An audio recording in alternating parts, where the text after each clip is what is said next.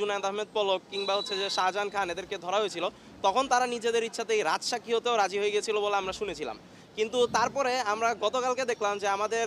Chief prosecutor যিনি আইসিটির, তিনি বললেন যে আসলে এখন তারা হুমকি দিয়ে বেড়াচ্ছে, তারা পুলিশকে নির্বংশ করে দিতে চাচ্ছেন, তারা হচ্ছে যে জিয়াউল আহসান পুলিশকে হেলমেট ছুড়ে মেরেছে। তো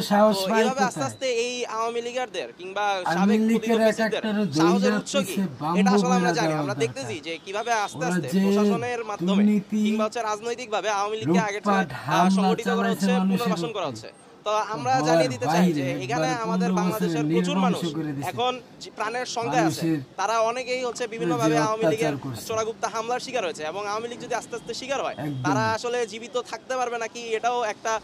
সন্দেহ থেকে যায়।